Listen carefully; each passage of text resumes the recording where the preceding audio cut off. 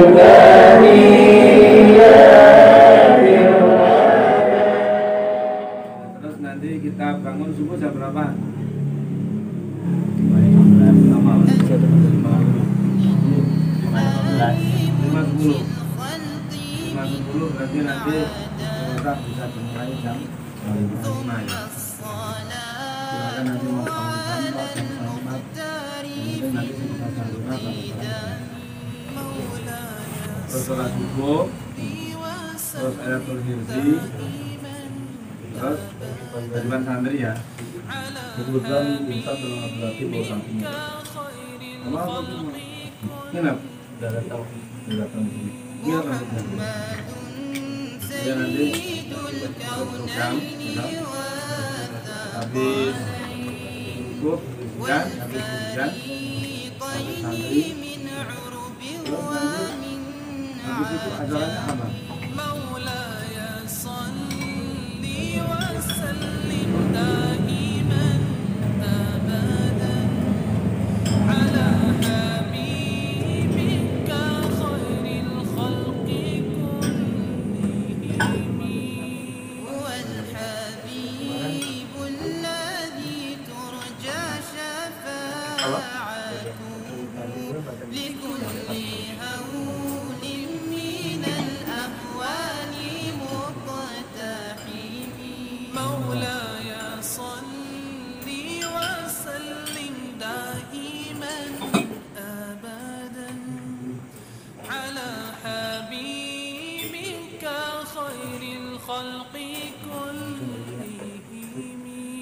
Itu insya Allah ya.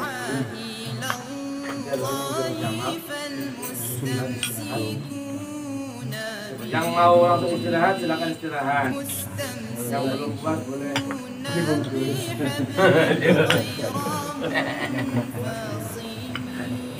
Udah. Itu ya langsung.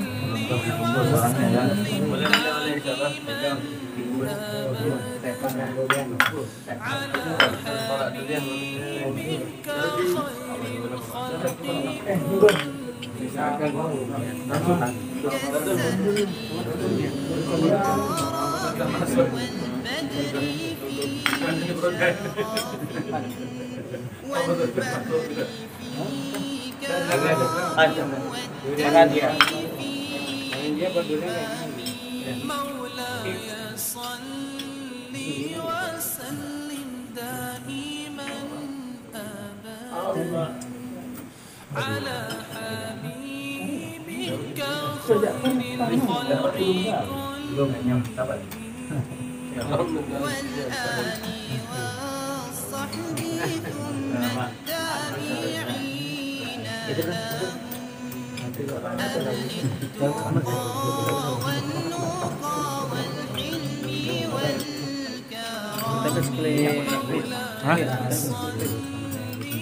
Datang ke situ.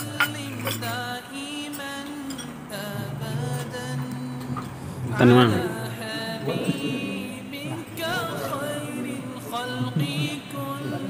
Kimaknya belum. Masuk aja kan.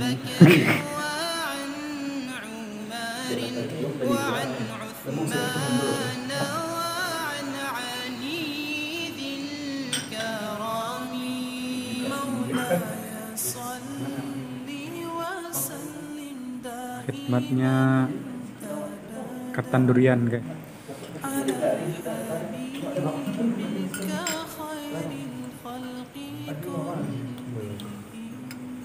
Sinematik.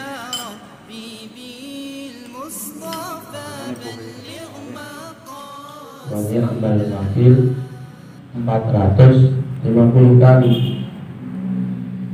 Nah itu pengalamannya dijaga oleh Allah dari macam-macam perkara yang. Maka cara membacanya yaitu habis subuh kita baca 150 kali, habis zuhur 150 kali, lalu habis isya atau habis maghrib 150 kali. Maka nanti kalau dijumlah jumlahnya berapa? 450. Maka ini supaya diamalkan di cabang-cabang semuanya. Insyaallah. Insyaallah. Yang mulia baginda Rasulullah sallallahu alaihi wasallam yang bersabda, "Ubadikan rohani, aura'a man rohani, aura'a man rohani, ila yaumil qiyamah." Sungguh beruntung orang yang pernah melihat saya. Atau kalau tidak, dia pernah melihat orang yang pernah melihat saya. Atau kalau tidak, dia pernah melihat orang yang pernah melihat orang yang melihat saya. Demikian terus sampai hari kiamat. Jadi para sahabat radhiyallahu anhum ajma'in, mereka beruntung, sungguh beruntung karena pernah melihat baginda Rasulullah. Lalu para tabi'in menjadi orang yang sungguh beruntung karena pernah melihat sahabat yang pernah melihat Rasulullah. Lalu di bawahnya para atba'ut tabi'in, mereka sungguh beruntung karena pernah melihat tabi'in yang pernah melihat sahabat yang pernah melihat baginda Rasulullah. Demikian terus sampai hari kiamat. Jadi beginilah agama. Agama itu seperti itu. Agama itu bersambung sampai baginda Nabi. Maka di pondok ini kita diajari perkara penting seperti ini. Kita mendapatkan ilmu dari guru kita, beliau dari gurunya, dari gurunya, dari gurunya, dari Imam Syafi'i, dari gurunya, dari gurunya, dari sahabat, akhirnya dari baginda Rasulullah Sallallahu alaihi wasallam. Seperti kereta api. Kamu tahu kereta api? Kereta api di paling depan lokomotif ada mesinnya. Lalu gerbong pertama, gerbong kedua, gerbong ketiga, sampai gerbong 10. Maka gerbong 10 itu walaupun tidak ada rantai atau besi yang nyambung langsung ke gerbong 1, asal nyambung ke gerbong 9, 8, 7 terus, nanti akhirnya kalau paling depan sampai di tujuan, yang paling belakang ikut sampai di tujuan. Syaratnya dia nyambung ke gerbong 9. Gerbong 9 nyambung ke bom 8 dan seterusnya. Tapi kalau tidak nyambung maka tidak sampai. Nah, kita itu ngaji seperti itu di pondok itu. Kita ini ngaji ada gurunya. Guru kita itu dari gurunya, gurunya dari gurunya, gurunya dari gurunya, sampai akhirnya dari guru yang paling pusat. Itulah baginda Rasulullah Sallallahu alaihi wasallam. Maka kamu mondok itu beruntung. Kamu mondok itu beruntung.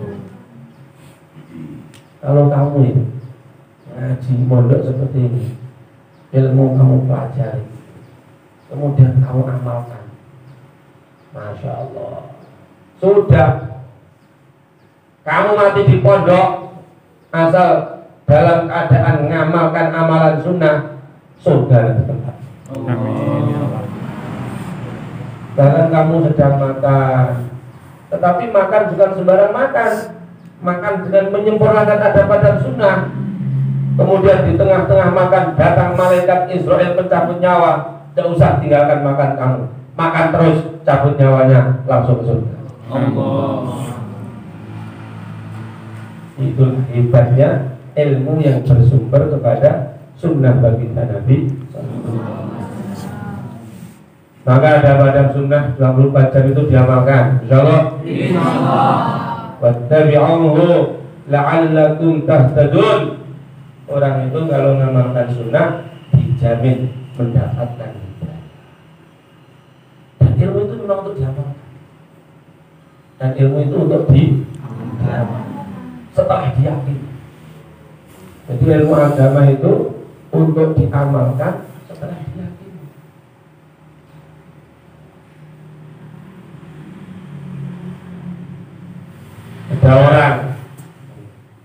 Ada orang punya ilmu membuat nuklir. Ada orang punya ilmu membuat nuklir. Yang satunya punya ilmu membuat tempe. Yang bikin tempe itu dipraktekkan setiap hari. Praktek setiap hari, bikin tempe, ngamalkan ilmu bikin tempe. Yang satunya punya ilmu bikin nuklir, tapi tidak pernah praktek. Nanti ujung-ujungnya hebat mana ya? Hebatnya bikin tempe. Oh nyatanya ada yang dibikin. Maka ilmu itu untuk diamalkan. Begitulah para sahabat. Kami belajar satu ayat, kami amalkan. Kami belajar satu ayat, kami amalkan. Maka semakin kita amalkan, semakin bertambah yakinnya kepada ilmu yang didapatkan. Maka semua ilmu yang didapatkan dunia diamalkan. Insyaallah. Dan itulah kesuksesan. Dan itulah kesuksesan. Jangan ada keraguan sedikit. Masya Allah. Dulu ada orang namanya Uwais Al-Qarni radhiyallahu ta'ala anhu. Dia pergi bersama teman-temannya naik kapal. Tiba-tiba di tengah lautan kapalnya goyang-goyang, datang angin, datang badai, datang gelombang, orang-orang ketakutan. Maka mereka membangunkan, Uwais, bangun. Ada apa? Ini kapal goyang-goyang, datang ombak besar mau tenggelam. Maka Uwais ini langsung berdiri, berjalan ke pinggir kapal, lalu membaca Bismillahirrahmanirrahim, melangkahkan kaki keluar kapal, berjalan di atas lautan seperti di atas daratan. Maka teman-temannya itu teriak-teriak, Uwais, tolong saya, tolong kami. Loh, kamu juga bisa. Bagaimana caranya? Lakukan seperti yang saya lakukan. Maka akhirnya mereka keluar dari kapal, baca Bismillahirrahmanirrahim, berjalan di atas lautan seperti di atas daratan. Jadi kalau dulu Nabi Musa dan Israel membelah lautan 12 jalan, lah mereka berjalan di atas lautan. Oh. Ini satu ayat. Coba kamu bayangkan, itu satu ayat Al-Quran, datangkan pertolongan Allah. Apalagi kalau satu surat, apalagi kalau satu Quran. Asal ada keyakinan kepada Allah. Jadi orang itu setelah belajar ilmu agama mesti yakin dengan ilmunya itu Allah akan senantiasa memberikan penjagaan dan pertolongan kepadanya.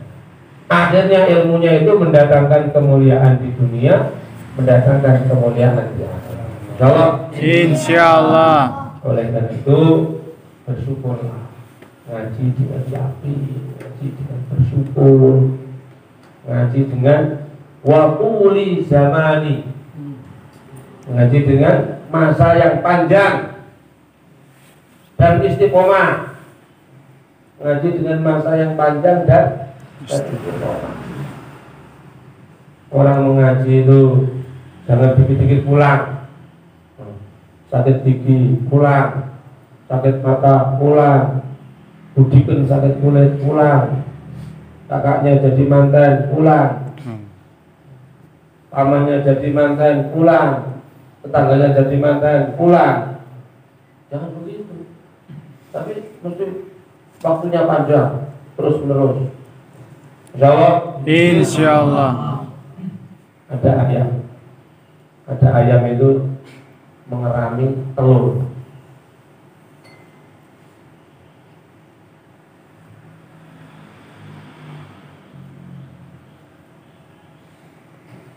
Secara teori itu, kalau ayam mengerami telur itu mestinya itu 20 hari mengerami terus menerus yang malam menetas. Nanti menetas ini. Kalau terus menerus. Tetapi kalau tidak menerus terus menerus, dierami 1 jam turun, naik lagi dierami lagi, turun lagi, naik lagi dierami lagi, turun lagi. Walaupun 1 tahun tidak menetas telur ayam. Maka begitu pula orang ngaji di pesantren itu harus terus masanya panjang, hingga nanti sampai ke tempat tujuan mendapatkan hasil yang didapatkan. Jawab. Insyaallah. Kemudian ma hurima man hurima illa bitarkil hukm. Agama ini semuanya itu datangkan barokah. Salatnya, ngajinya, zikirnya,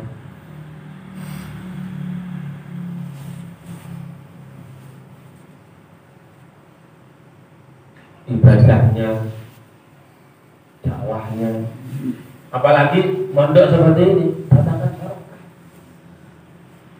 datangkan barokah. Tapi syaratnya tidak boleh tarkul hurmah. Syaratnya itu harus menjaga adab. Orang itu kalau meninggalkan adab terhalang daripada Orang itu kalau menjaga adab maka dia terhalang daripada barokah. Maka kalau kamu ingin barokah ilmunya, jaga adab dengan semua perkara yang ada kaitannya dengan agama. Jaga adabnya. Al-Quran dijaga adabnya, kitab-kitab dijaga adabnya, semuanya. Apalagi kepada guru-guru kita, apalagi kepada guru-guru kita, mesti kita menjaga adab kepada mereka. Sumber barokah ilmu itu menjaga adab kepada guru. Sumber barokah rezeki menjaga adab kepada orang tua, ayah. Sumber barokah ilmu dan rezeki menjaga adab kepada guru dan ayah ibu. Insyaallah. Insyaallah. Dulu ada pemuda namanya Abdullah Abbas radhiyallahu ta'ala. Maka malam itu dia menginap di rumah bibitnya Sayyidah Maimunah radhiyallahu ta'ala anha, yang merupakan salah satu istrinya baginda Rasulullah. Sallallahu. Maka sebelum tidur pemuda Ibnu Abbas ini masih muda itu ngambil air. Zaman dulu air tidak seperti sekarang di keran-keran, harus ada persediaan di kantong-kantong air. Untuk apa? Khidmat menyediakan air wudhunya, tahajudnya bagi Nabi. Maka malam hari Nabi bangun, ada air sudah disediakan. Nabi gembira sekali. Lalu bertanya, siapa ini? Yang menyediakan ini siapa ini? Yang khidmat ini siapa ini? Dijawab Ibnu Abbas. Langsung didoakan, Allahumma faqihhu fiddin wa 'allimhu ta'wil. Ya Allah, berikanlah kepada Ibnu Abbas kealiman ilmu agama dan ahli tafsir Al-Quran. Maka barokahnya didoakan oleh Nabi itu, Ibnu Abbas itu masih muda tetapi menjadi orang alim besar. Sahabat-sahabat tua pada ngaji kepadanya. Kalau musyawarah itu masih muda itu diletakkan di depan orang-orang tua karena ilmunya, karena alimnya. Dan beliau menjadi alim karena barokah doanya Rasulullah. Setelah berkhidmat kepada baginda Rasulullah, setelah khidmat kepada gurunya, dapat doa gurunya, maka mendapatkan keberkahan yang luar biasa. Insyaallah. Insyaallah. Kenapa kamu ngantuk? Dulu kalau gurunya Ki Zaiban itu, kalau ada santri kok ngantuk itu ditanya, kenapa kamu ngantuk? Kok tepat itu? Apakah kamu keberatan dengan ukuran kepala kamu? Kalau terlalu besar, bagaimana kita doakan dikecilkan jadi sak kacang hijau saja? Bagaimana?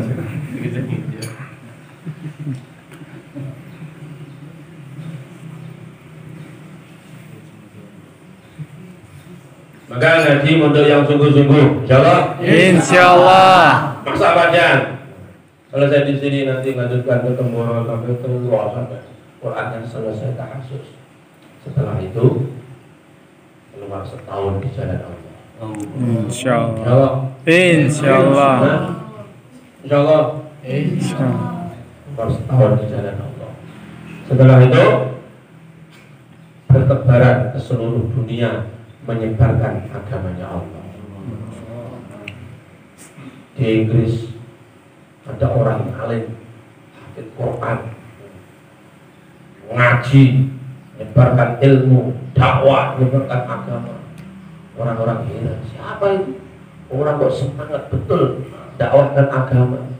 Oh, ternyata alumni Pondok Batu Sangkar. Allah. Di Prancis, di Cina, di Jepang, bagaimana?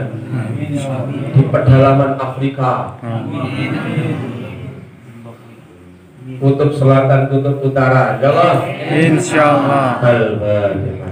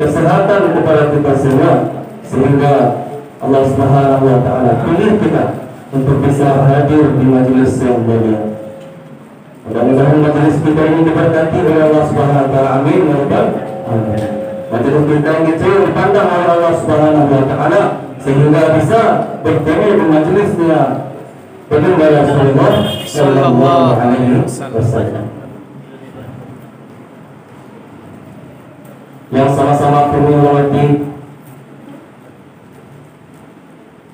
segenap guru keluarga dan patah pengguru yang mewakili yaitu beliau Kiai Indahul Nasirin Pusat Tawangan.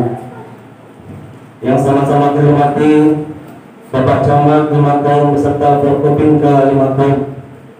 Yang sama-sama kami hormati Bapak Taula Limakau. Yang sama-sama kami hormati Bapak Wali Nagari Baringin.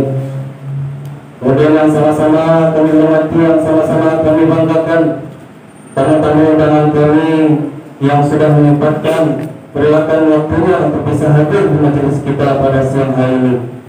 Rasa syukur yang sangat tidak terhingga kami aturkan kepada bapak-bapak sekalian yang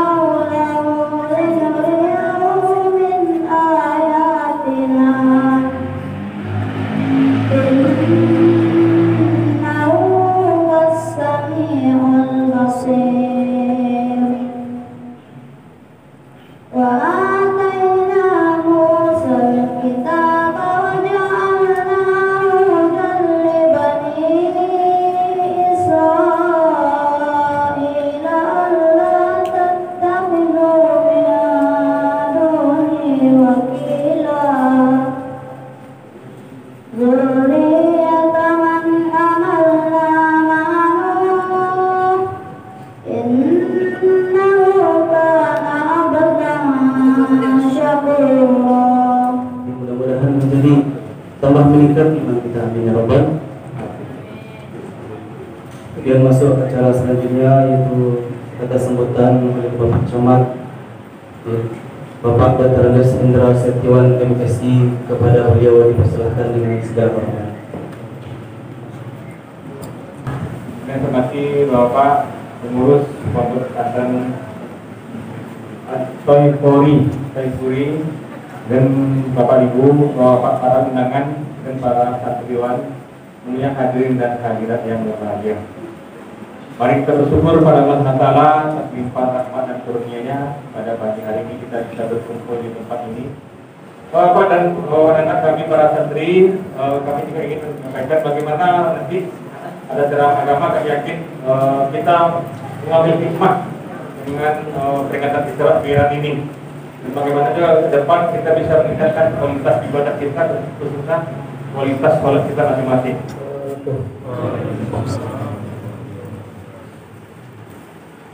Nahmaduhu wa nusalli wa nusallimu ala rasulihil karim, amma ba'd.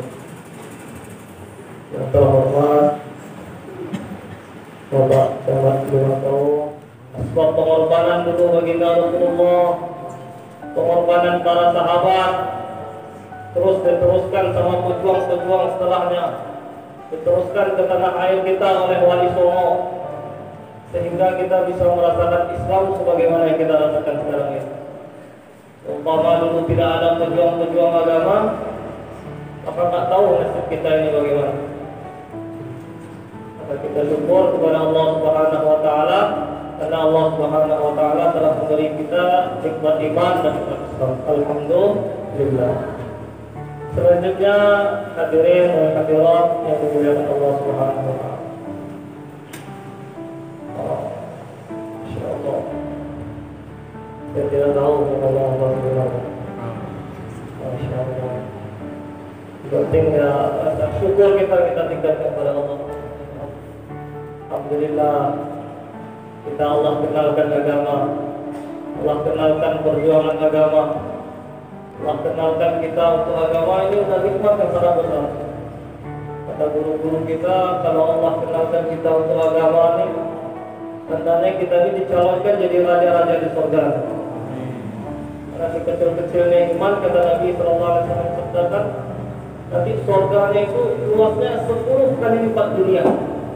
Itu kecil-kecilnya iman. InsyaAllah, untuk mewujudkan suasana agama inilah orang-orang berbondong-bondong untuk mewujudkan pesantren-pesantren, mewujudkan madrasah-madrasah, mewujudkan ma'had-ma'had, pondok-pondok tahfidz, rumah-rumah tahfidz. Gunanya untuk ini, mewujudkan suasana agama. Karena kita ini seorang manusia, makhluk yang sangat lemah, yang mudah terbawa oleh suasana dan keadaan. Apalagi kita hidup di akhir zaman, sudah 1400-an tahun yang lalu Nabi meninggalkan kita. Agama ini semakin lama semakin memudar. Ibarat batu air, makin jauh dari sumbernya, makin jauh. Tetapi janji Nabi apa? La yazalu ta'ifatun min ummati zahirina 'alal haqq la yakhdhuluhum man khadalahum hatta yahya wa'dullah. Akan ada terus senantiasa generasi ganti generasi, terus Allah jaga untuk menegakkan agama ini sepanjang zaman terus. Akan terus ada orang-orang Allah pilih untuk menegakkan agama. Semoga termasuk kita semua. Ayo muliakan Allah Subhanahu wa taala. Alhamdulillah, sekarang di tempat kita sudah Allah Subhanahu wa taala berikan satu madrasah, satu pondok tahfidz. Alhamdulillah, dalam wujudnya ini yang kurang lebihnya masih sangat muda ya Allah. Masih baru berjalan 5 bulan 6 bulan ya Mas. 6 bulan 5 bulan. Aslinya sudah 1 tahun. Karena negeri kita ditimpa musibah, sama-sama kita rasakan.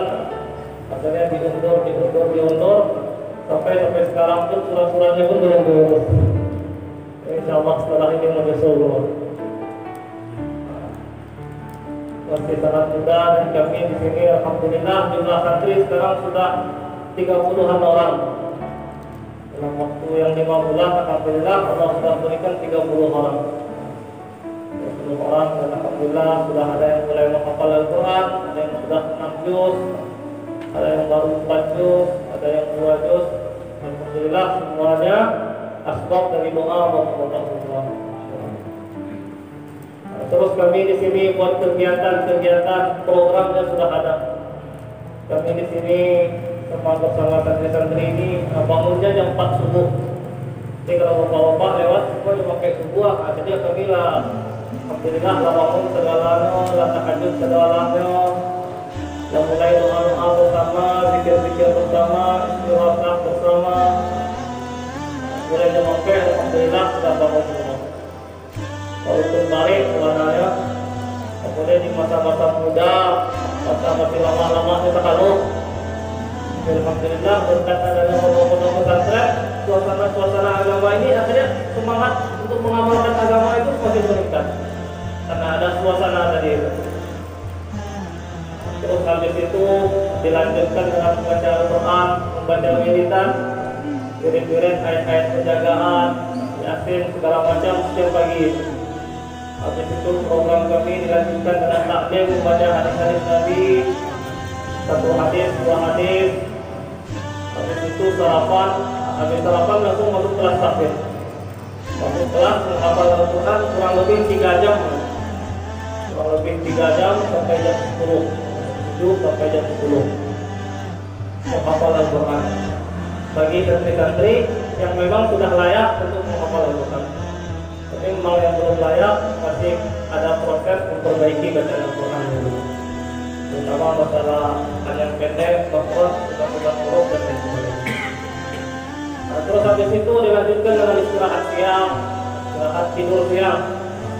Persiapan bangun tahajud tengah malam, akhirnya siang itu diperlukan untuk istirahat dulu. Dan ini susah menghina Nabi juga.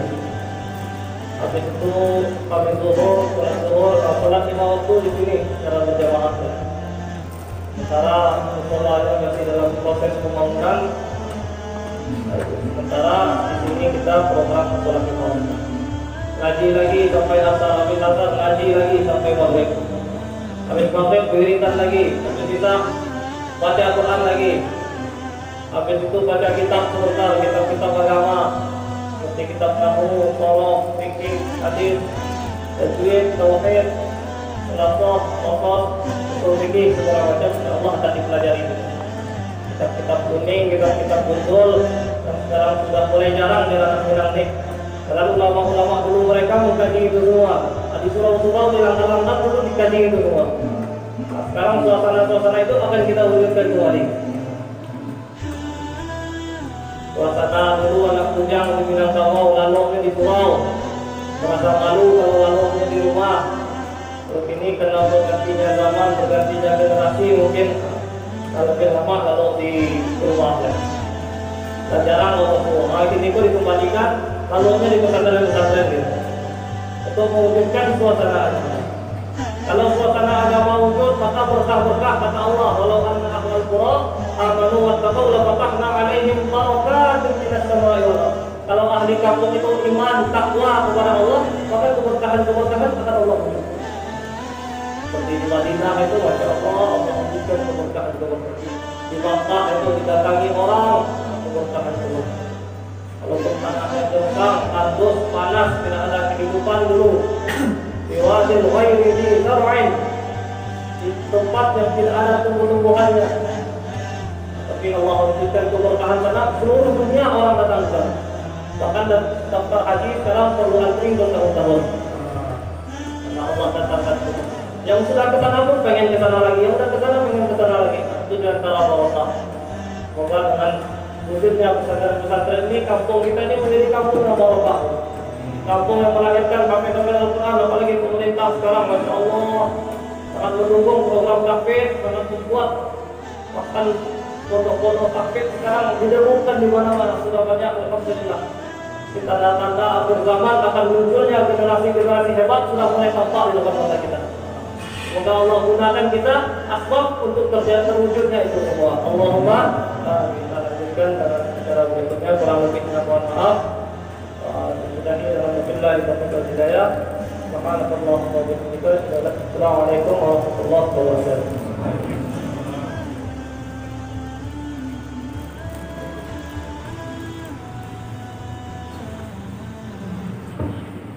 Terima kasih diucapkan kepada segenap pengurus Pondok Pesantren Al-Taif Bori telah menyampaikan itu laporan tentang keadaan pondok pesantren. Mudah-mudahan amalan-amalan yang ada di pesantren kita bisa menyebar kepada kampung-kampung kita. Amin ya rabbal alamin. Kemudian kita masuk pada acara inti kita, yaitu nasihat dan doa yang akan disampaikan oleh beliau Kiai Haji Imdadun Nasihin Hafizahullah. Mungkin sebelum beliau datang kita bisa ya.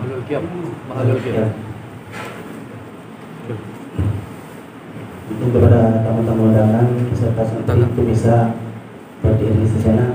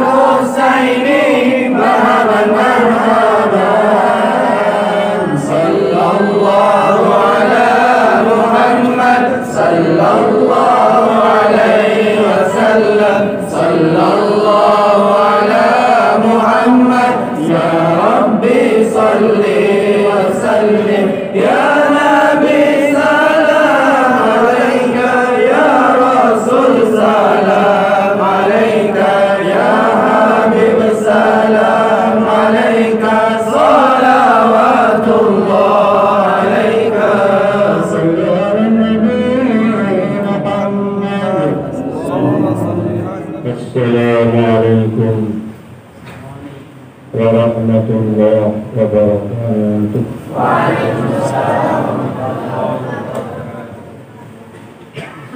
إن الحمد لله نستعينه ونستغفره ونؤمن به ونتوكل عليه ونعوذ به من شرور أنفسنا ومن سيئات أعمالنا من يهده الله فلا مضل له ومن يضلله فلا هادي له. أشهد أن لا إله إلا الله وحده لا شريك له وأشهد أن سيدنا ومولانا وحبيبنا محمدا عبده ورسوله. اللهم صل وسلم وبارك على سيدنا محمد وعلى آل سيدنا محمد كما صليت وسلمت وباركت على سيدنا إبراهيم وعلى آل سيدنا إبراهيم في العالمين إنك حميد مجيد. قال الله تبارك وتعالى والذين جاهدوا فينا لنهدينهم سبلنا وإن الله لمع المحسنين.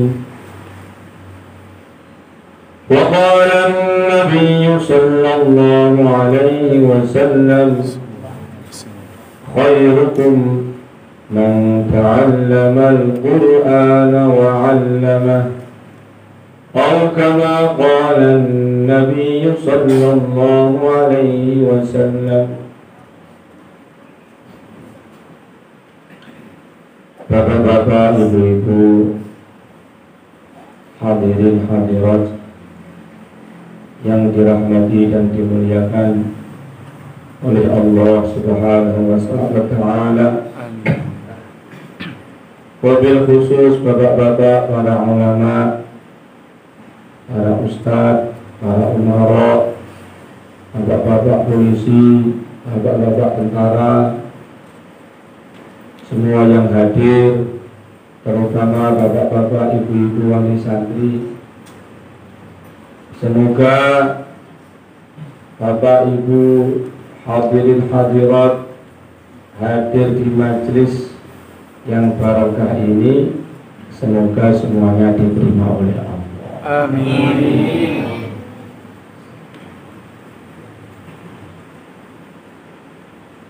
Alhamdulillah, di pagi dan siang yang barokah ini kita berkumpul di tempat yang barokah. Ini tempat, kata pemiliknya, dulu diniatkan sebagai ruko, rumah dan toko. Sudah minta tolong sama teman di sana, teman di sini, supaya jadi ruko, rumah dan toko. Tetapi ternyata tidak laku-laku. Akhirnya Allah ternyata takdirnya dijadikan menjadi pondok pesantren. Allah.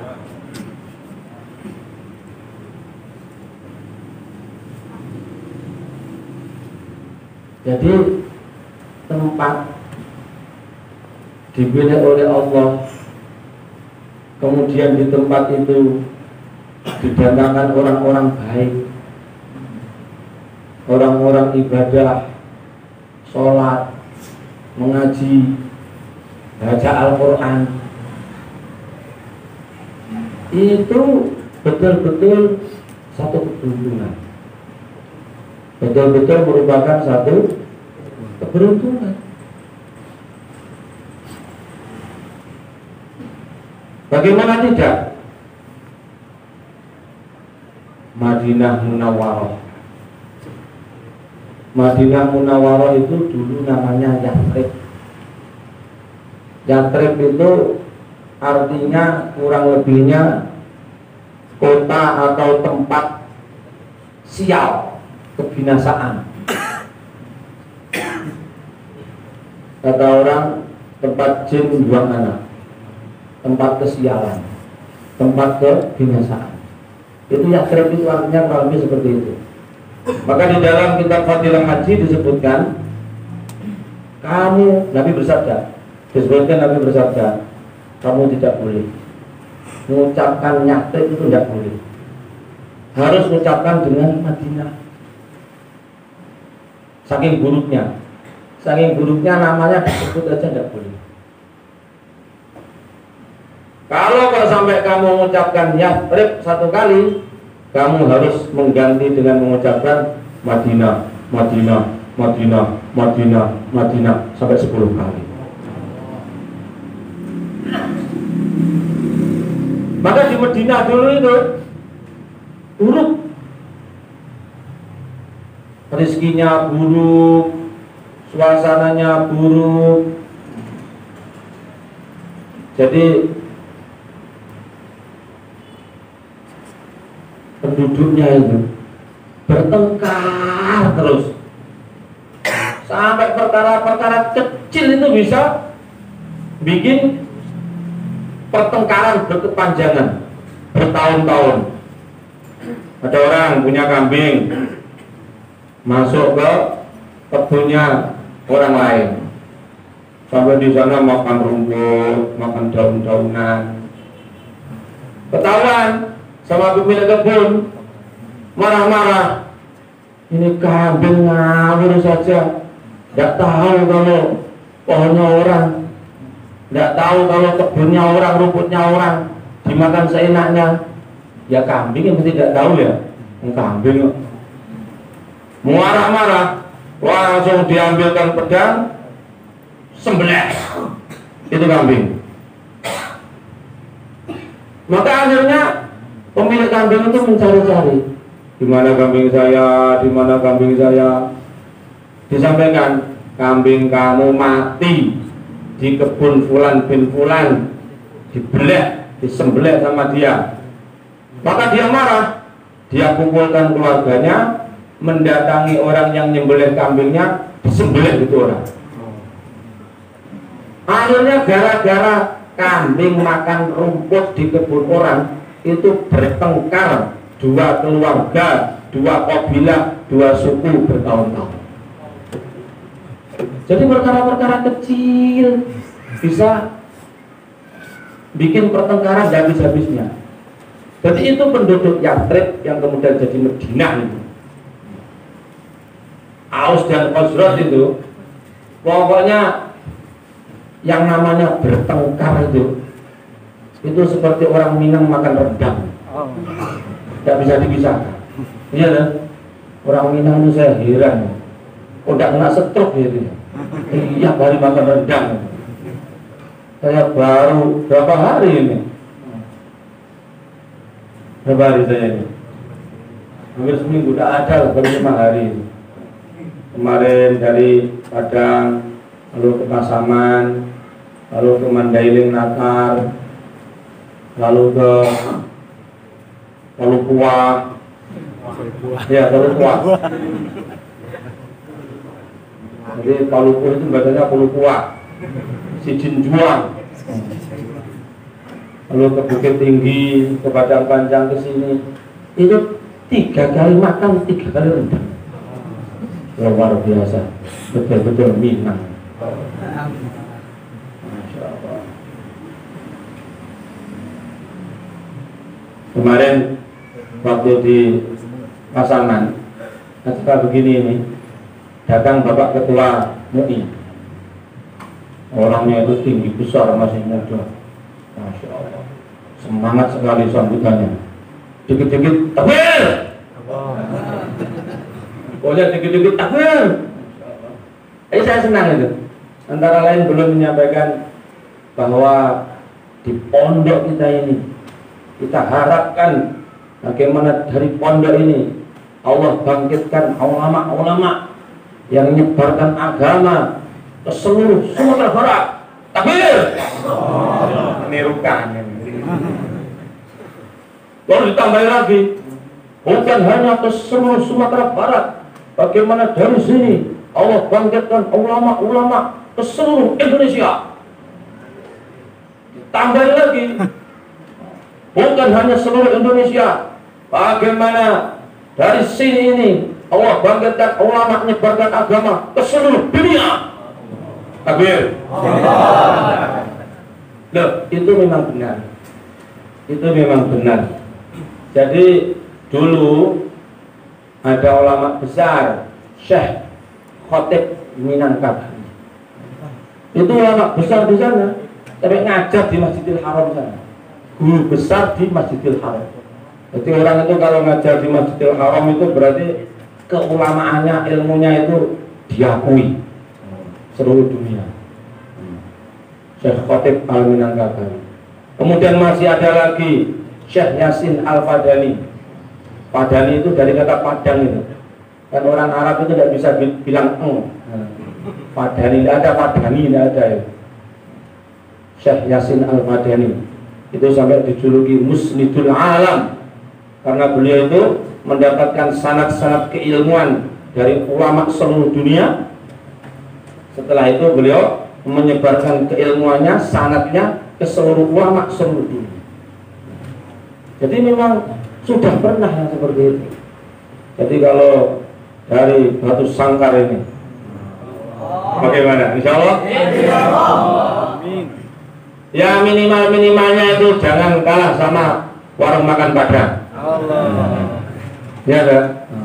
Minimalnya itu jangan kalah sama warung makan Padang.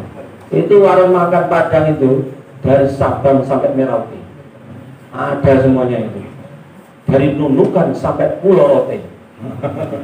Pulau Rote itu di sana, NTT sana, Nunukan timur apa? Utara sana.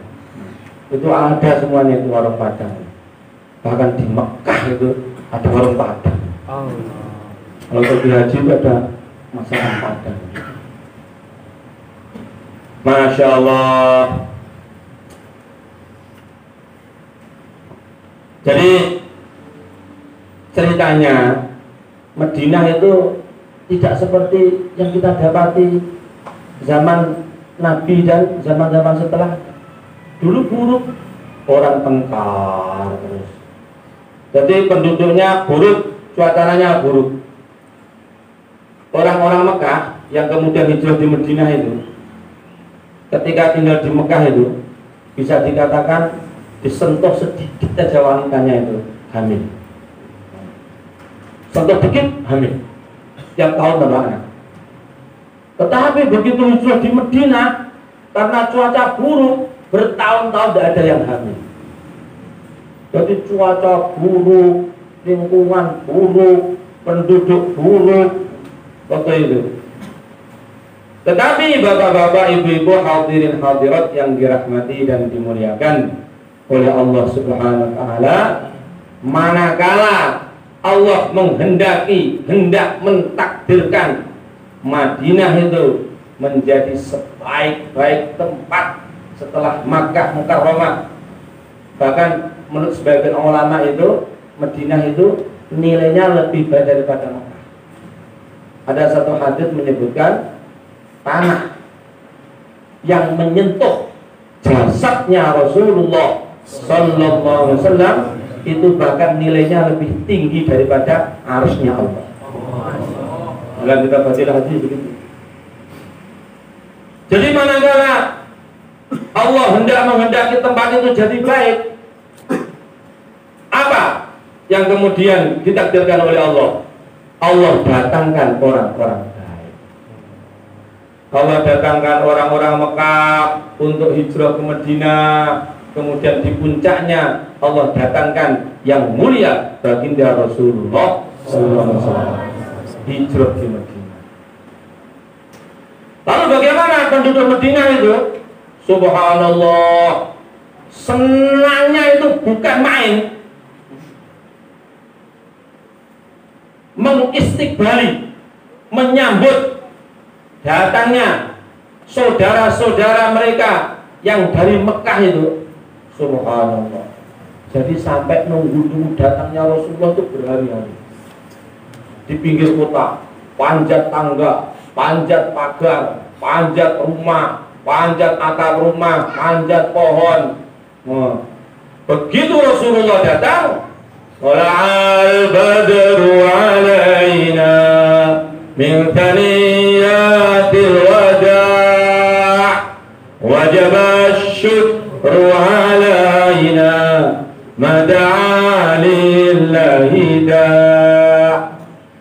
Itulah sebabnya para ulama itu mensunahkan hada wa qad ihtasanal qiyam inda dzikri maulidihi sallallahu alaihi wasallam dzawir riwayati war rawiyah fatuba liman kana ta'zimuhu sallallahu alaihi wasallam ghayata marabihi wa marab. Disunahkan kata para ulama yang ahli ilmu riwayat, kalau disebutkan bersolawat bersalam kepada Rasulullah disunahkan untuk berdiri.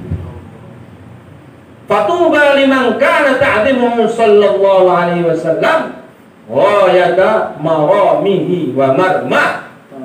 Maka sungguh beruntung orang yang menjadikan, mengagungkan Rasulullah, mencintai Rasulullah sebagai setinggi-tingginya cita-cita hidupnya.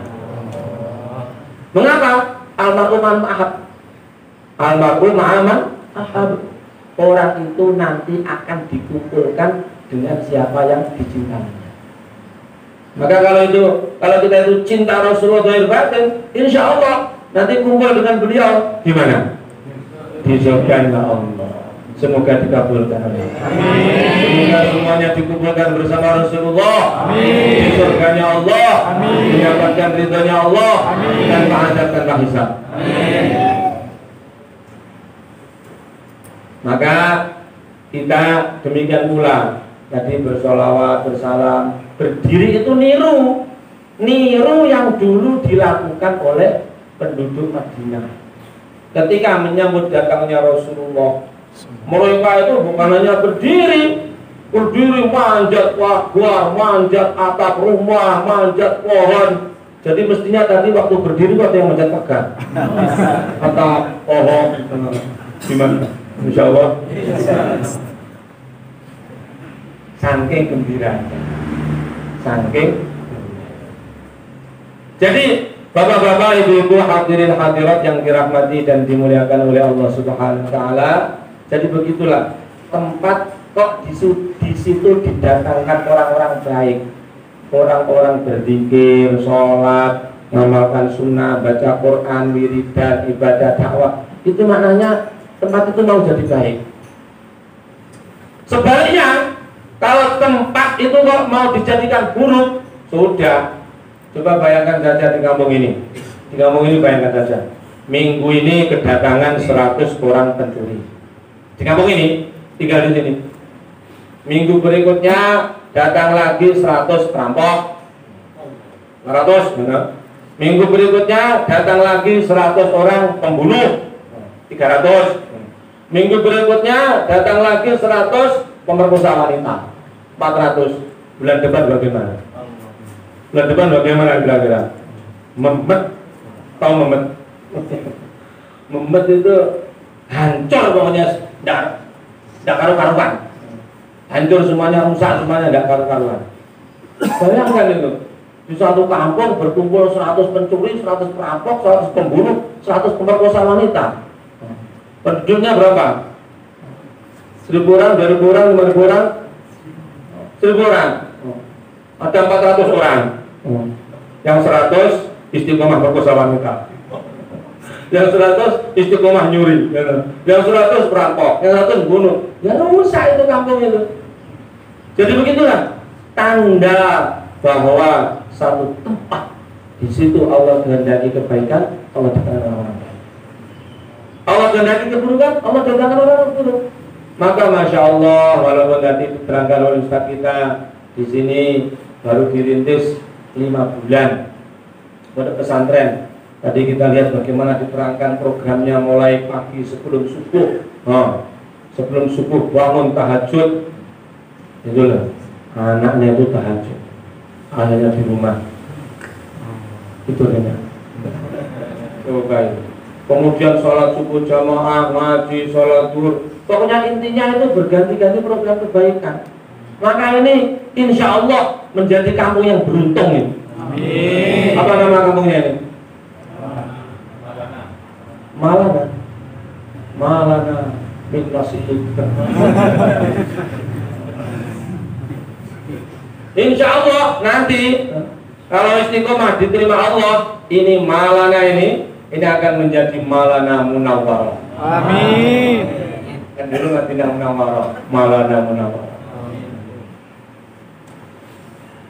Batu Sangkar Munawwarah, Bukit Tinggi Munawwarah, Padang Panjang Munawwarah.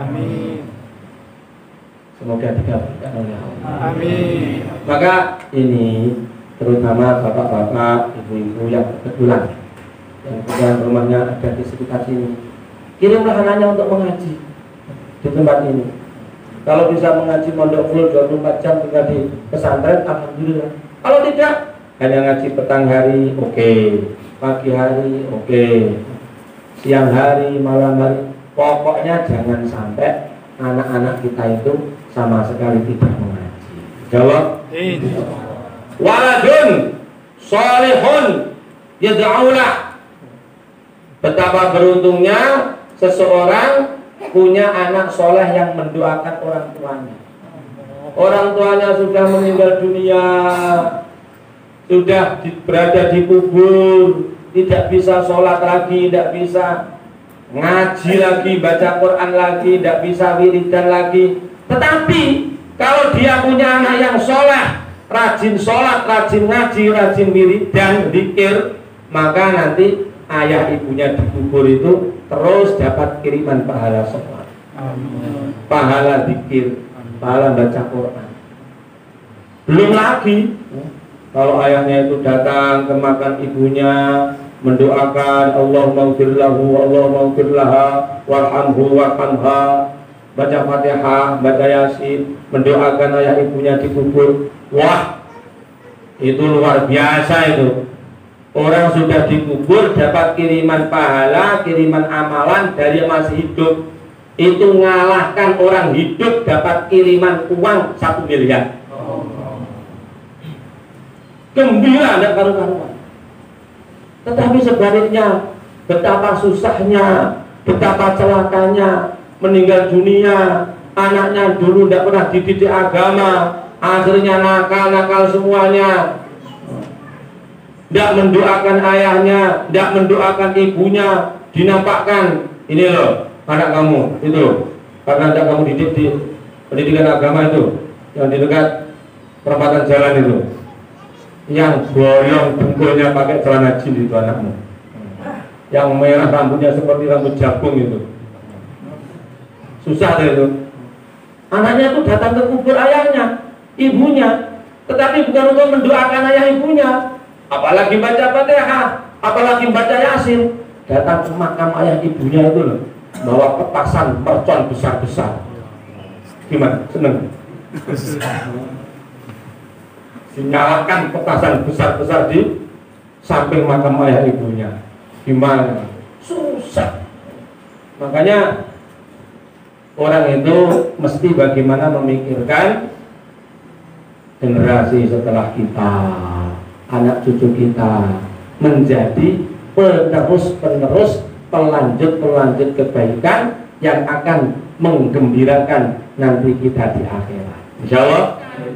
Antara lain di dalam Al-Quran, bagaimana Nabi Ibrahim mendidik anak cucunya, sehingga Nabi Ibrahim itu jadi keluarga yang barokah. Saking barokahnya, setiap orang Islam setiap hari wajib menyebut dan mendoakan keluarganya Nabi Ibrahim. Allahumma sholli ala Sayyidina Muhammad wa ala ali Sayyidina Muhammad kama shollaita ala Sayyidina Ibrahim wa ala ali Sayyidina Ibrahim. Setiap tahiyat akhir itu kita menyebut keluarganya Nabi Ibrahim, mendoakan keluarganya Nabi Ibrahim. Saking barokahnya ini keluarga. Lalu apa kuncinya? Kuncinya itu antara lain Nabi Ibrahim itu seneng kurban untuk agama. Ayahnya seneng kurban untuk agama, istrinya seneng kurban untuk agama, anaknya Ismail itu juga seneng kurban untuk agama itu. Inni arabil manami anni adbahuka fanzur madza tara. Pisah 9 tahun. Tiba-tiba ketika ayahnya datang perintah dari Allah. Wahai anakku, saya ini diperintahkan oleh Allah. Untuk apa, Pak? Untuk menyembelih kamu. Coba ini. Jadi pengorbanannya itu nyawa. Nah kalau kita itu kan enggak. Kalau kita itu sekarang pengorbanannya cuma anaknya dikirim untuk ngaji di pondok. Itu pengorbanan. Pengorbanan kecil dibanding pengorbanannya Nabi Ismail. Sekarang punya anak dikirim ngaji pondok, berkorban. Maksudnya berkorban itu bagaimana? Menahan kesenangannya. Di rumah nonton TV, di pondok tidak ada TV.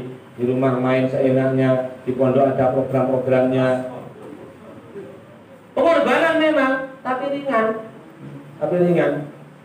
Ujian memang, tapi ringan. Nanti di pondok ada ujian, namanya imtihan. Ujian hafalan Quran, ujian kitab.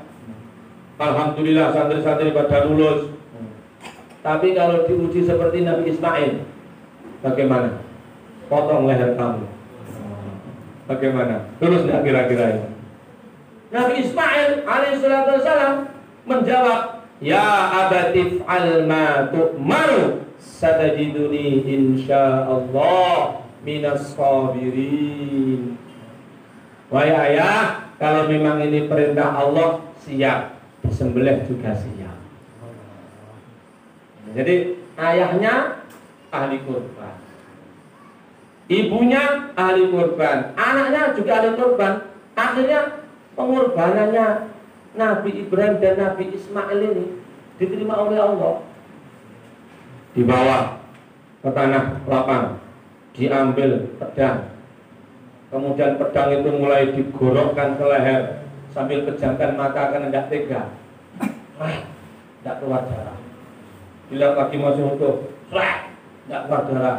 Masih utuh lagi, setelah berkali-kali lebih 3 kali, tiba-tiba muncrat darah. Begitu dibuka mata, ternyata yang terpotong bukan lehernya Ismail, tapi lehernya seekor domba. Itulah domba kurbannya Habil, putranya Nabi Adam, yang disimpan di surga ribuan tahun, diturunkan untuk menggantikan Ismail. Allah Akbar. Maka akhirnya itu kata para ulama, sebenarnya Nabi Ibrahim itu bukan diperintahkan membunuh anak, tetapi diperintahkan membunuh hawa nafsu. Diperintahkan membunuh hawa nafsu, termasuk hawa nafsu cinta kepada anak yang jangan sampai mengalahkan cintanya kepada Allah, cintanya kepada agama. Maka akhirnya itu pengorbanan keluarga Nabi Ibrahim, Nabi Ismail itu diabadikan sampai sekarang oleh Allah. Setiap tahun kita disunahkan berkorban tiap Idul Adha. Kemudian yang kedua, di antara amalannya keluarganya Nabi Ibrahim itu apa? Yaitu senang jamu tamu. Senang jamu tamu. Datang tamu-tamu, qalu salama. Qala salamun qaumun munkarun. Nyata tamu-tamu itu tidak dikenal. Nyelinap ke belakang, balik-balik itu sudah bawa daging sapi dibakar. Jadi Nabi Ibrahim itu sok senang jamu tamu, bahkan diriwayatkan itu beliau itu kalau mau makan itu cari tamu dulu. Nanti kalau dapat tamu baru makan. Kalau belum dapat tamu tidak makan. Maka suatu hari datang orang kafir, bukan orang Islam, kelaparan, minta dijamu, dipersilakan. Begitu ditanya, kamu ini Islam apa enggak? Saya ini orang kafir. Marah-marah Nabi Ibrahim, pergi. Saya tidak mau ya jamu-jamu orang kafir, pergi. Nah, orang itu pergi, keluar dari rumahnya. Datang wahyu dari Allah, Ibrahim, kenapa kamu baru didatangi satu kali orang minta dijamu orang kafir, kamu usir-usir, sedangkan itu orang sudah kafir kepada saya berpuluh-puluh tahun, setiap hari saya kasih makan. Dikejar sama Nabi Ibrahim itu. Boleh, saya mari makan. Dijamu makan. Akhirnya setelah kenyang tamunya bertanya, kamu tadi musir-musir, sekarang kok ngejar-ngejar itu kenapa? Saya ini ditegur oleh Allah, dapat wahyu dari Allah. Bagaimana saya marah-marah kepada kamu? Sedangkan Allah itu loh kasih kamu makan tiap hari walaupun kamu kafir. Maka itu orang kafir terkesan dapat hidayah, akhirnya masuk Islam. Kemudian yang ketiga, Rabbi habli minas sholihin, doa.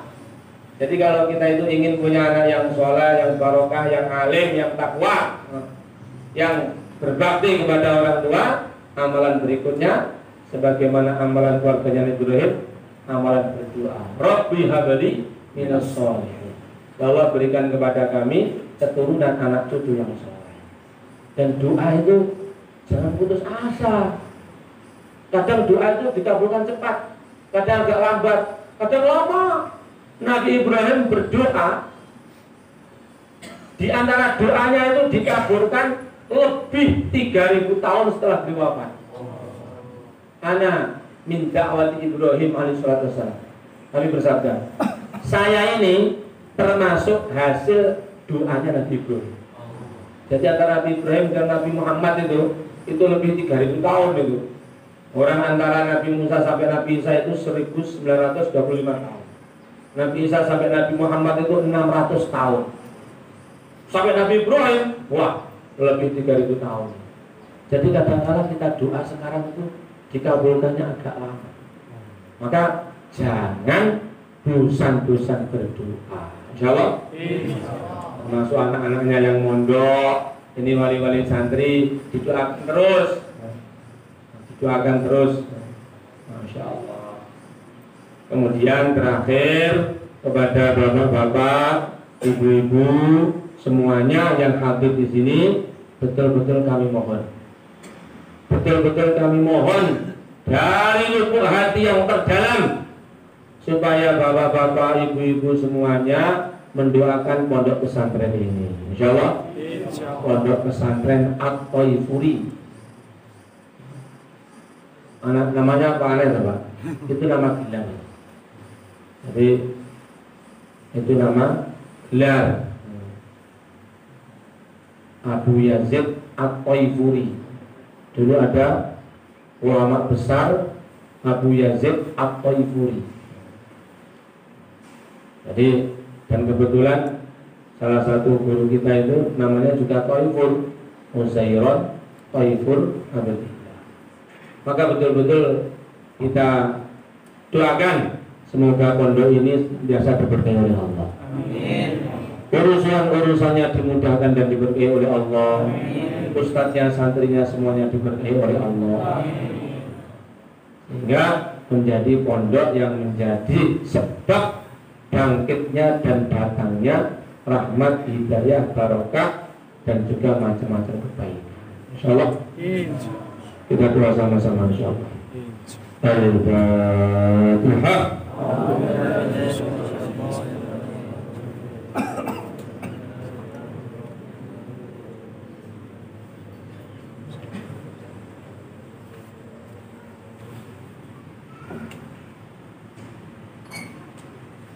Al-Fatihah.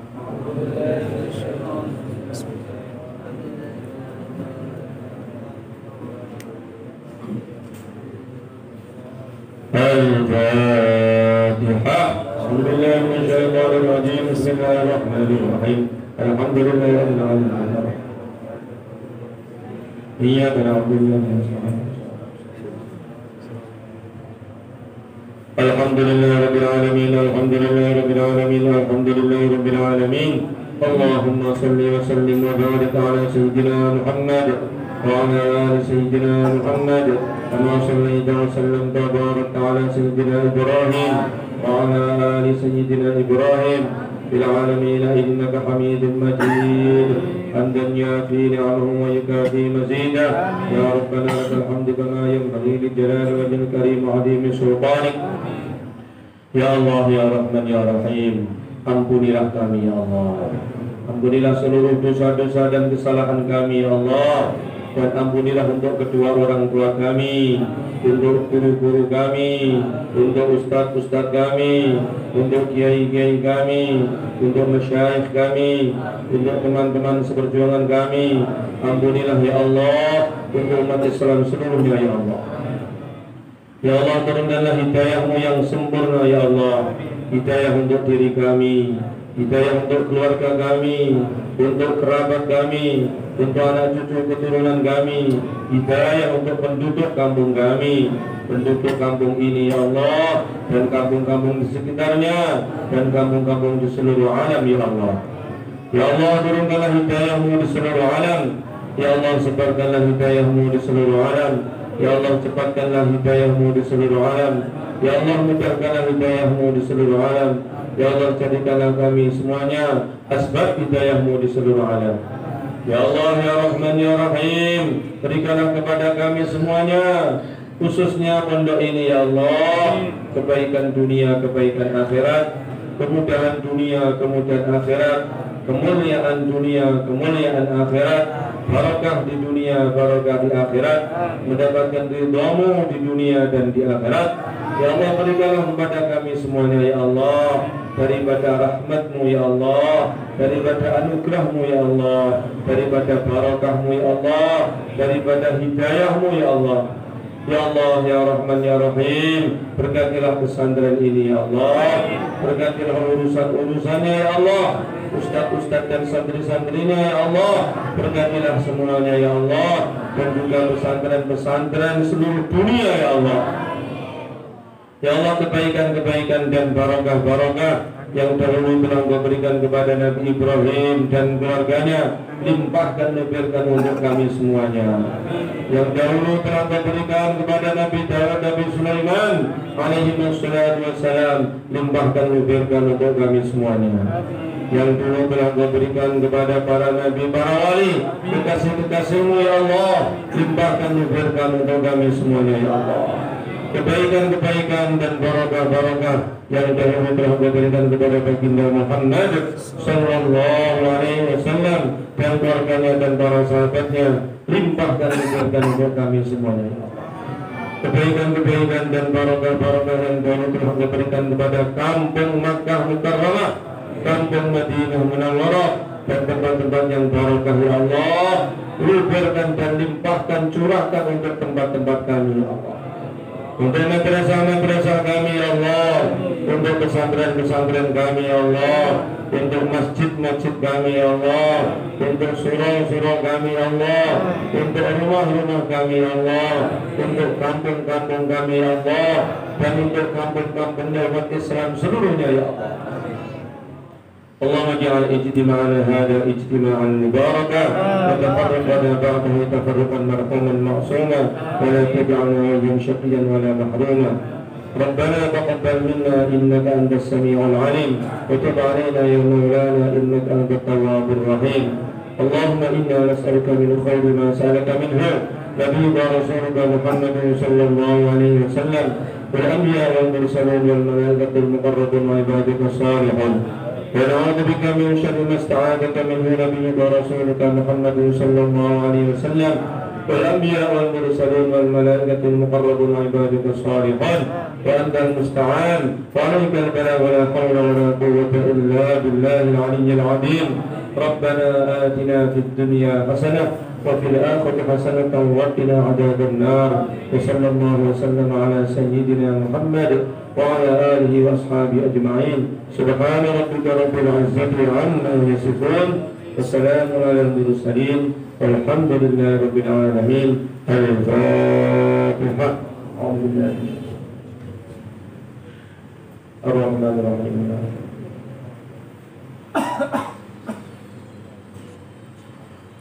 صلاة الله سلام الله على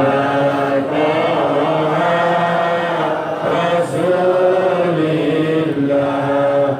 صلاة الله سلام الله على ياسين حبيب الله. توسلنا ببسم الله وبالهادي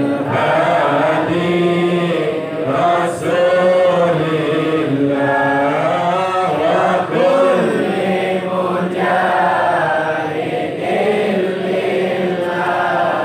بأهل البدر يا الله. السلام عليكم ورحمة الله وبركاته.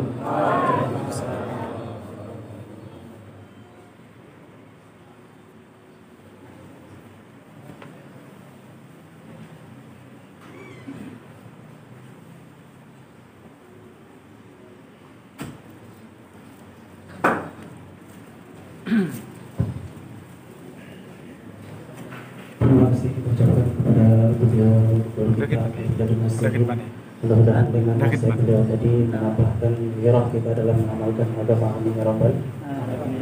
Kemudian acara selanjutnya diminta kepada pemandangan untuk tidak pulang terlebih dahulu.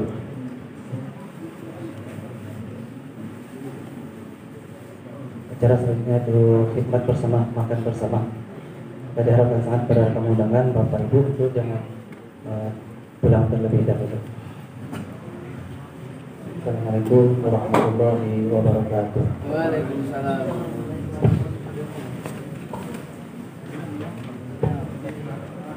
Apa sih Ustaz? Iya.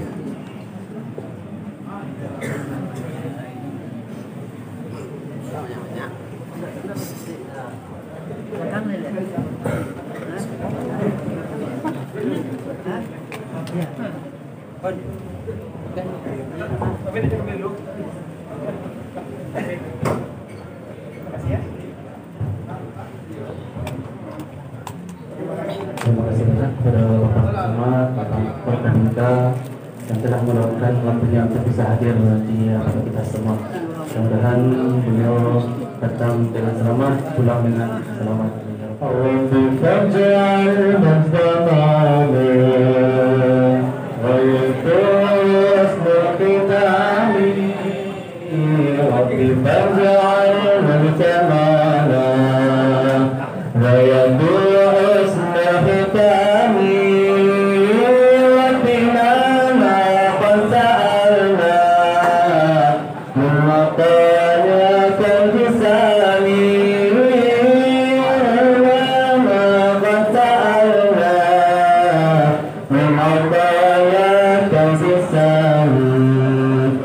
في الطيب قد هدرنا